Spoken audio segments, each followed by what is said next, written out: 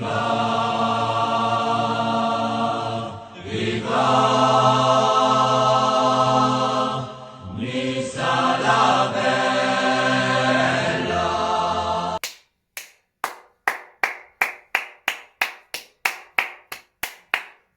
les gars, bravo franchement. Combien de fois je vais vous applaudir pendant mes débriefs? Combien de fois? Mais négativement. Je marche, j'en perds les mots. Je m'arme un peu de courage et on va débriefer ça ensemble. Et avant de débriefer, je prends juste le temps de dire que ce soir, là, à 21h après le match de Dijon, à 21h, alors je sais il y a Titanic, mais c'est un bâti de Titanic. Il y a un gros live qui va arriver avec des invités sur YouTube. Voilà, donc je vous attends très nombreux. Et on va parler de tout ça, les gars. On va tout parler. Vous allez pouvoir vous défouler. Vous allez pouvoir... On va se régaler. Et bien sûr, on n'oublie pas le partenariat avec Alura Shop pour bénéficier de 10% avec mon code promo Tonissa. Je pense que c'est un peu le seul truc, Tonissa 10, que tu peux te faire plaisir. Parce qu'en ce moment, il n'y a que ça qui nous fera plaisir. Hein. Donc c'est quoi ce début de match de merde contre Dijon? On joue contre le dernier de Ligue 1. Dijon est plus souvent installé dans notre camp que nous, on est dans le leur. Ils sont dangereux, ils sont beaucoup plus précis, ils arrivent à se procurer des occasions, à centrer, à jouer rapidement. Et nous, on est là, spectateurs. On est là, oh, putain, franchement, ils jouent bien. Ils jouent bien, Dijon. T'as vu, toi? Franchement, quel club de ouf. Parce que nous, à part des déchets techniques, à part des retours en arrière constamment, hein, on n'arrive pas à passer le premier rideau défensif. On est timide. On est spectateur du match. C'est-à-dire que les joueurs, tu les prends, tu les mets dans les tribunes, c'est exactement pareil. C'est Dijon, bordel de merde. Mais avec tout le respect que je dois à Dijon, c'est pas la meilleure équipe de football. C'est pas la pire. Dixit, Patrick Vieira. Le seul espace qu'on arrive à trouver, c'est avec Boudaoui, mais il n'arrive pas à concrétiser ses centres. Il n'arrive pas à faire quoi que ce soit. On a une possession stérile, on a une attaque stérile. Au milieu de terrain, on n'arrive pas à transmettre. Bordel de merde. Et à la 18e minute, on en parle de cette récupération de ballon, je crois, de Pierre Lesmelo, qui transmet à Gouiri, qui remet sur Jeff Renadelaide, qui a été plutôt bon dans ce début de match. Il met 250 ans pour faire une action, mais prendre des décisions rapides quand Gouiri te là. Mais pourquoi tu frappes pas instantanément? Frappe instantanément.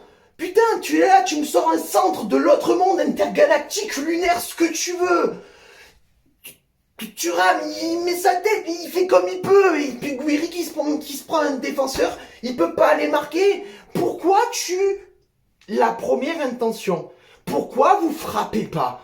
Pourquoi vous n'y allez pas? Parce que derrière Dijon, ils se sont pas gênés en contre, hein. À 2 contre 3, ils y sont allés. Le mec, encore une fois, comme contre le Slavia, on n'attaque pas le porteur du ballon. Qu'est-ce qu'il fait? Il frappe, ça rebondit sur un autre joueur qui a juste à ajuster Benitez et mettre son but. Encore une fois, Patrick Vieira qui dit oui, on va apprendre de nos erreurs, on va travailler. Qu'est-ce que tu travailles? Pendant 4 jours, Vieira, après le match du Slavia, tu travailles quoi? Mais moi, encore à la limite, on se prend le but. Bon, bref. De toute façon, vu comme on a joué dans ce début de première mi-temps, on pouvait pas espérer mieux, hein. Mais en plus de ça, t'as aucune réaction, aucun sursaut d'orgueil de l'équipe. Patrick Vieira, j'en parle même pas. Y a rien, et derrière, on se prend ce but. À la 31e, magnifique. Enfin, qu'est-ce que tu veux dire? Qu'est-ce que tu veux dire? Sur une touche à centre, c'est Ensoki qui dégage de la tête, ça revient sur le joueur. Lui, il prend, il frappe, il se pose pas de questions, lui, hein, il y va en première intention. Il cherche pas à pénétrer la surface de réparation. Bientôt, il va falloir être devant la ligne de la cage pour pouvoir s'autoriser à frapper. Et après, Patrick Vieira trouve qu'on exagère, nous, supporters niçois, quand on dit qu'on s'est pris une honte face au Slavia, parce que là, le match de ce soir, c'est pas une honte. Il n'y a pas de mots. Alors, attention, hein. Faut qu'on respecte cette grosse équipe de Dijon. Hein. Faut la respecter, cette équipe.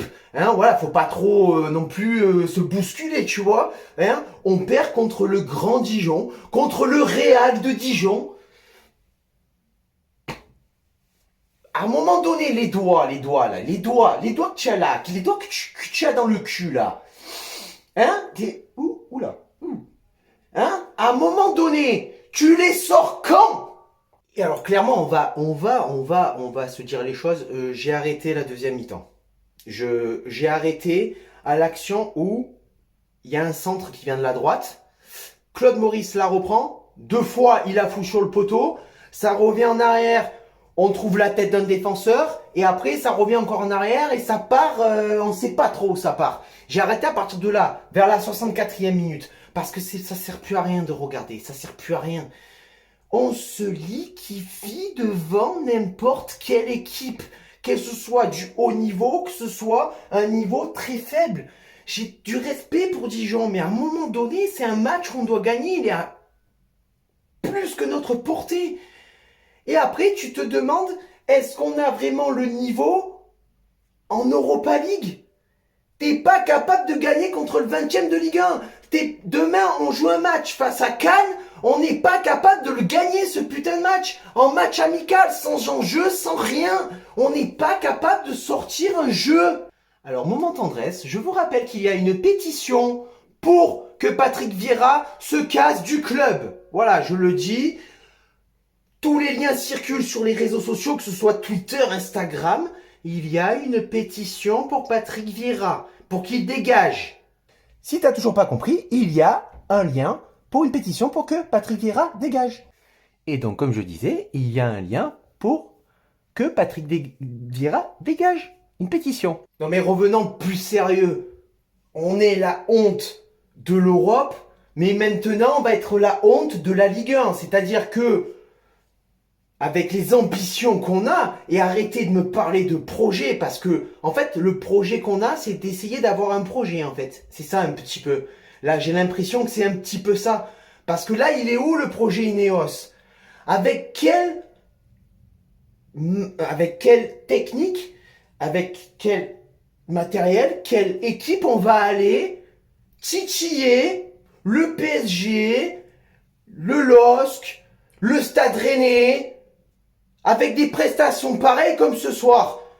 J'ai l'impression que les joueurs, ils disent non, me fais pas la passe, j'ai peur du ballon, après je sais pas quoi faire. Je sais pas à qui la donner, donc du coup je la remets derrière. Jamais on va vers l'avant, putain. Je pense que le débrief va s'arrêter là parce que je peux plus en fait, j'arrive plus. J'arrive plus à les voir, j'arrive plus à les blairer, j'arrive plus à regarder un match. Je ne m'éclate plus devant un match de l'OGC Nice. C'est la première fois de ma vie que 2 fois d'affilée, je coupe un match en cours.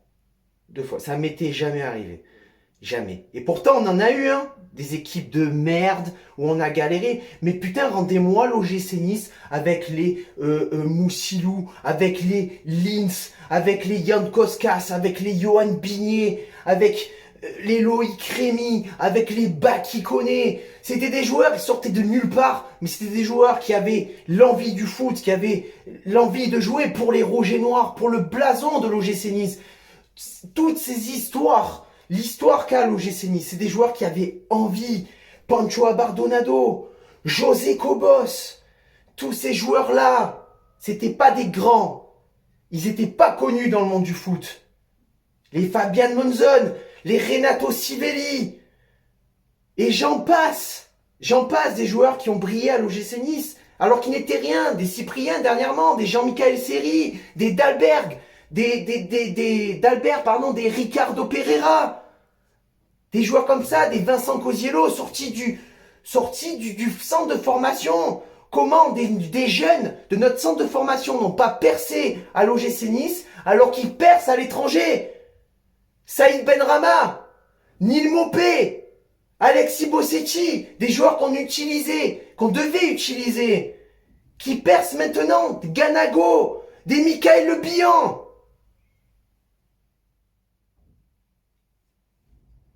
Sur ce, Amit Nissart. Ciao viva la Valletta, Nissa Nissa.